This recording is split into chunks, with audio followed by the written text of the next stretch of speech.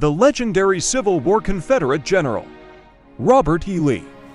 Robert Edward Lee was an American Confederate general who served in the Confederate States of America during the American Civil War, during which he was appointed the overall commander of the Confederate States Army. He led the Army of Northern Virginia, the Confederacy's most powerful army, from 1862 until its surrender in 1865.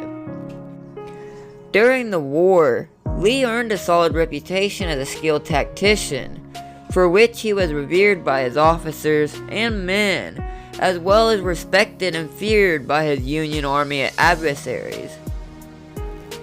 Lee was the son of Revolutionary War officer Henry Lighthorse Harry Lee III.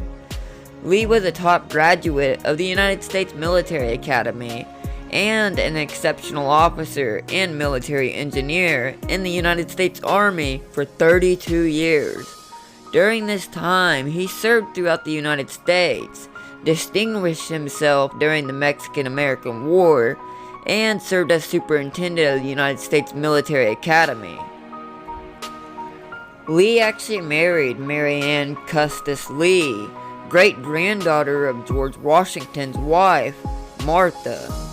When Virginia's 1861 Richmond Convention declared secession from the Union, Lee chose to follow his home state, despite his desire for the country to remain intact, and an offer of a senior Union command. During the first year of the Civil War, he served in minor combat operations and as a senior military advisor to Confederate President Jefferson Davis.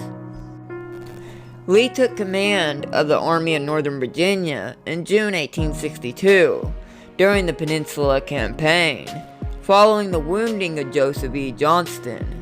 He succeeded in driving the Union Army of the Potomac under George B. McClellan away from the Confederate capital of Richmond during the 7 Days Battles, although he was unable to destroy McClellan's army. Lee ended up fighting in several battles, including the Second Battle of Bull Run, Antietam, Fredericksburg, and Chancellorsville, before being decisively defeated at the Battle of Gettysburg. Then the Siege of Petersburg was followed in April 1865 by the capture of Richmond and the destruction of most of Lee's army, which he finally surrendered to Grant at Appomattox Courthouse. Remember, if it's more interesting, you can find it here. Thanks, guys.